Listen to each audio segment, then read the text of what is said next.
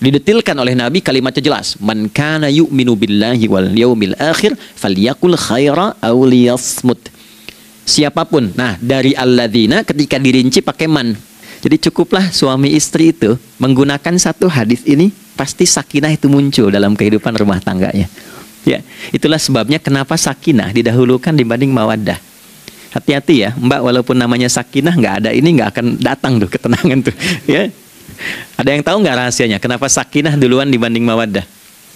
Pengiring beliau kembali ke Madinah, area Masjid Nabawi, kan nggak semua masyarakat ikut. Maka virallah informasi itu bahwa kiblat telah beralih ke kiblat awal, yaitu Ka'bah al-Musyarrafah. Maka penduduk panik pada saat itu. Status sholat kami yang tadi dikerjakan bagaimana?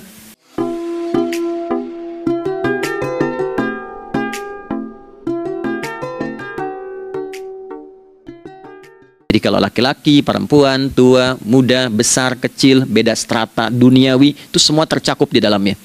Hei semua yang telah menyatakan beriman, gunakan imanmu untuk membimbing lisanmu bertutur. Kalau masih merasa punya iman, jangan gunakan lisan untuk mencela, merendahkan orang, untuk bergibah, membuat hoax.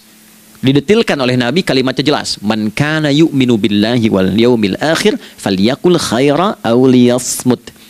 Siapapun. Nah, dari alladzina ketika dirinci pakai man. Ya, man itu bentuk tunggal, ya, personal, tapi maknanya general. Jadi kalau Anda, saya, kita baca ayat atau hadis ada man, posisikan Nabi sedang bicara ke kita. Ya, hei Adi Hidayat, posisikan Nabi bilang gitu tuh. Kalau engkau merasa beriman sama Allah dan yakin dihisab di hari kiamat, jaga lisanmu. Katakan yang baik dengan bimbingan imanmu, tak mampu engkau diam. Jadi cukuplah suami istri itu menggunakan satu hadis ini, pasti sakinah itu muncul dalam kehidupan rumah tangganya. Ya, itulah sebabnya kenapa sakinah didahulukan dibanding mawaddah. Hati-hati ya, Mbak, walaupun namanya sakinah nggak ada ini nggak akan datang tuh ketenangan tuh. Ya, ada yang tahu nggak rahasianya? Kenapa sakinah duluan dibanding mawaddah? Ya, 5 juta. Ya, waktu habis karena padat sekali. Maddah jamaknya mawaddah, rasa kasih yang tumbuh dari pemberian materi. Jadi kalau rumah tangga itu ingin cenderung pada kebahagiaan, boleh berbagi dengan materi. Ya, istri cemberut, ya, Anda datang dengan senyuman, sayang, kenapa? Ya, ini emas 2 kilo, ya. Nah itu pasti sehat lagi tuh. Ya, itu mawaddah. Tapi maaf, walaupun Anda mapan bekerja, harta cukup melimpah, ruah, tapi tidak ada ketenangan di rumah tangga, tidak ada sakinah, maka hampa kehidupan rumah tangga itu. Itulah sebabnya kenapa di Quran sakinah lebih dulu dibandingkan dengan mawaddah. Saya tanya ibu deh, ibu pilih mana? Kaya tapi gelisah atau miskin tapi tenang? Oke. Saya paham itu. Saya paham. Suami juga sepakat semuanya. Artinya apa? Kita nggak bisa menghilangkan unsur ketenangan. Oke, itu hanya pembuktian argumentatif ya, supaya kajiannya lebih kepada argumen. Jadi ada akidah terkorelasi dengan ibadah, implementasinya di aspek muamalah. Nah, nanti cara bermuamalahnya diatur lewat akhlak namanya. Bagaimana bermuamalah yang baik? Kan Anda, maaf ya, berekspresi kepada pimpinan dengan kawan kan berbeda. Oke, kepada orang tua dengan anak kan lain. Nah, yang mengatur interaksi kita sehingga terjalin harmoni yang baik, itulah yang disebut dengan akhlak. Nah, 4 poin inilah yang menjadi inti dakwah Nabi SAW ketika diutus oleh Allah Subhanahu wa Ta'ala. Memastikan 4 ini bisa optimal kita lakukan dalam kehidupan. Bonusnya yang kelima, selalu meningkatkan inovasi sehingga selalu mendapatkan hal baru dalam kehidupan. 5 ini digabungkan di Quran surah kedua Al-Baqarah di ayat 151. Kama arsalna fikum rasulam minkum yatslu alaikum ayatina. 1. Oke, wa yuzakkikum. 2. Akhlak. Wa yuallimukumul kitaba. 3. Wal hikmah. 4. 5. Wa yuallimukum ma lam takunu ta'lamun. Kelima-limanya ini digambarkanlah dalam bentuk ibadah yang melatih kita sebagai pondasi awal menuju dan memantapkan 5 hal ini, yaitu sholat. Itulah sebabnya kenapa sholat yang pokok dilakukan 5 waktu dalam sehari untuk mewujudkan 5 hal ini dalam kehidupan, dan satu-satunya ibadah yang mengumpulkan 5 aspek ini dalam prakteknya hanya sholat. Hanya sholat. Oke, Mari kita detilkan, kita rinci, dan di sini kita akan mulai kajian kita. Yang tadi mukadimah ya. Baik, kita punya 30 menit. Wah, padat sekali. Bismillahirrahmanirrahim. 1. Salat adalah perwujudan iman seorang hamba. Karena itulah kalimat salat pertama kali disebutkan dalam Al-Quran, itu letaknya setelah kalimat iman.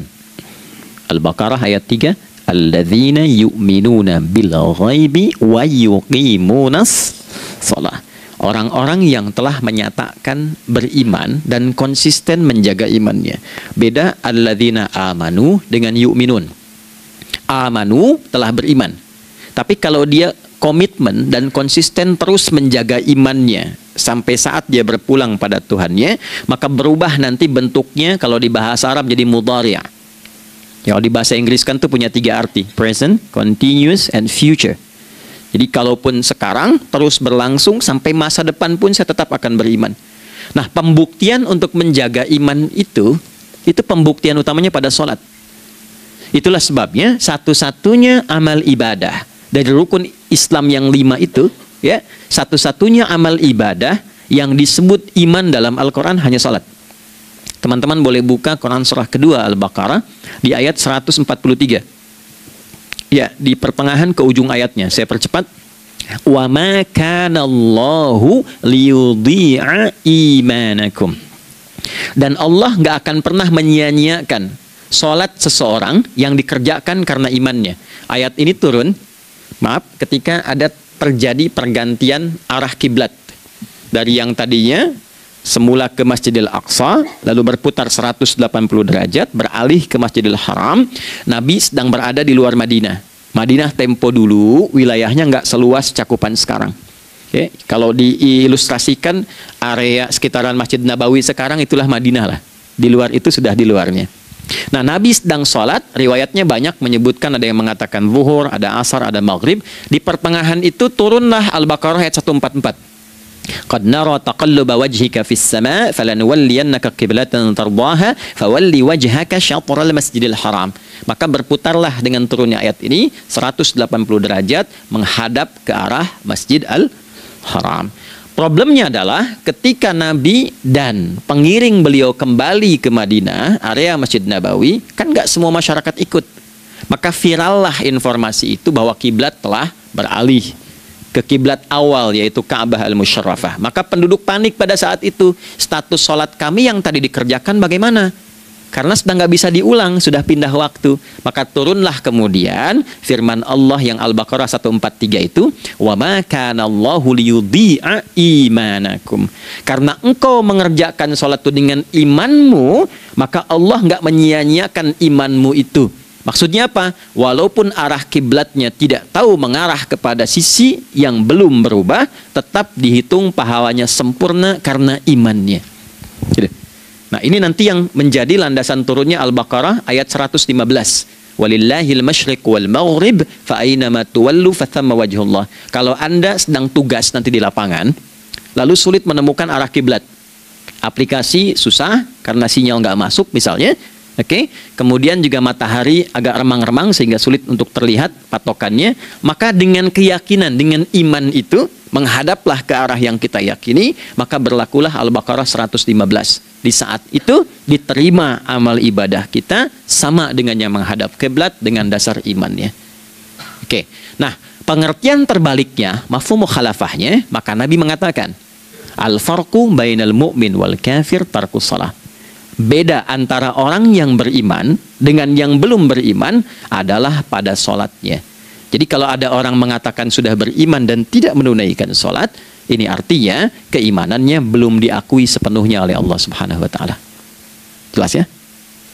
Halo, kenapa sedih begini? Maaf, saya terlalu cepat nggak? Enggak ya? Baik. Jadi dalam poin ini penting pembedanya di sholat. Itulah sebabnya kenapa dari kecil kan, usia sekian, dari mulai 3 ke arah 7 tahun contohkan, ya orang tuanya sholat bentangkan sejadah. Kalau bisa, kalau anak sudah mulai suka tuh kasih model sejadah yang anak-anak sukai bentuknya. Ya, dulu ada anak saya senang model mobilan, saya tidak sebutkan supaya tidak endorse gitu ya. Dikasih sejadah dengan pola itu, dia senang tuh ikutin. Kita nggak minta sholat, dia datang sendiri. Ya, nanti setelah mulai 7 tahun kan baru diajarkan dengan baik, diajak ke masjid kalau yang laki-laki. Demikian seterusnya. Ya, mengapa dari awal dituntun seperti itu? Untuk memberikan sebuah penguat bahwa penjagaan iman dimulai dari sejak dini. Ya, tapi di Indonesia saya perhatikan kelasnya sudah advance. Ya, TK sudah manasik gitu. Itu satu ya. Karena nanti kalau Nabi bilang begitu, artinya akan terjadi orang mengatakan beriman tapi tidak sholat. Ya, makanya keras dari awal Nabi katakan bahwa pembeda antara orang yang beriman dengan yang baru klaim beriman itu pada sholatnya. Ya, pada sholatnya. Mengerjakan sholat maka sah status imannya, tidak menunaikan sholat maka bermasalah imannya. Itu poin yang pertama. Yang kedua teman-teman sekalian, ibadah. Kita lanjut ya. Sholat adalah bagian pokok terpenting dari ibadah. Nah, di sini kita akan mulai membuka sedikit rahasia terkait dengan aspek ibadah ini. Teman-teman sekalian, ternyata sholat ini ketika oleh Allah diturunkan dalam Al-Quran, dalam konteks penunaian ibadah, bukan berarti hanya mengkoneksikan atau mengkorelasikan hubungannya dengan iman saja, bukan. Karena saya beriman, saya buktikan ibadah nyembah Allah lewat sholat. Dalilnya Quran surah ke-20 ayat 14.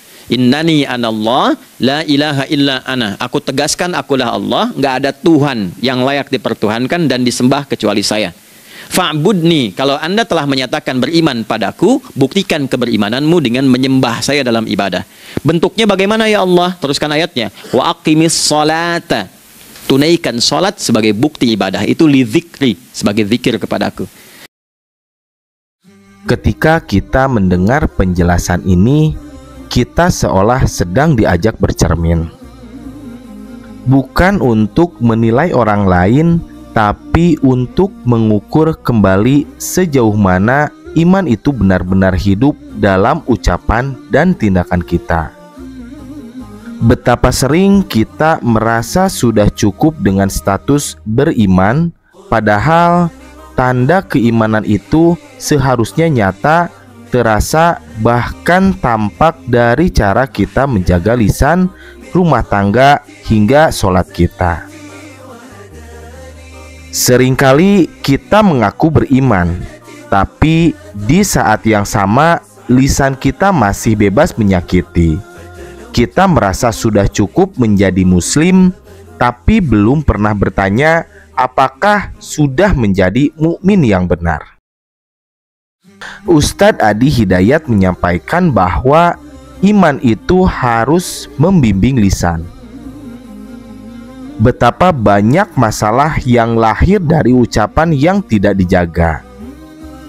Bahkan dalam rumah tangga, kelembutan dan ketenangan yang disebut sakinah hanya bisa hadir bila kita mampu menahan diri.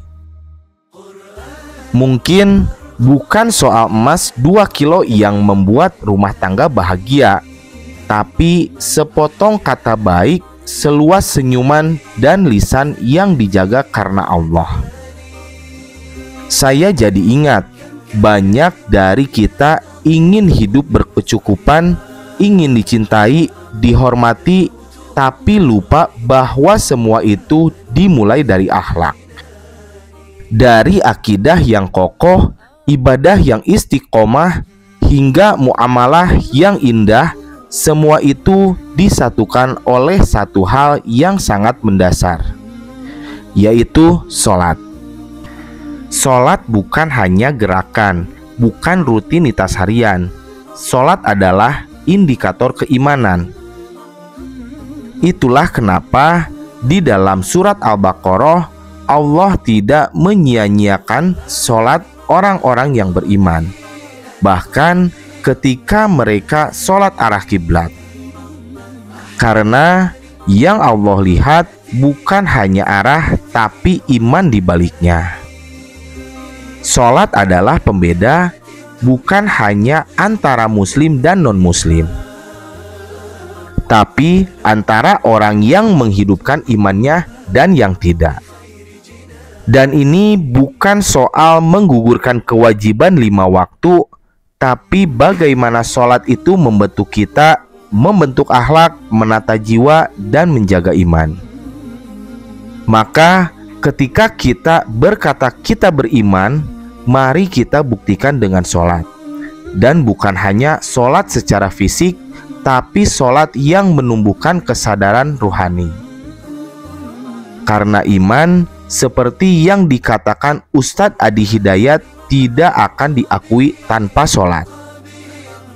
Dan kalau anak-anak kita sejak kecil sudah dibiasakan sholat, bukan hanya karena kewajiban, tapi karena cinta, karena ingin dekat dengan Allah, maka sejatinya kita sedang menanam benih iman yang kuat sejak dini.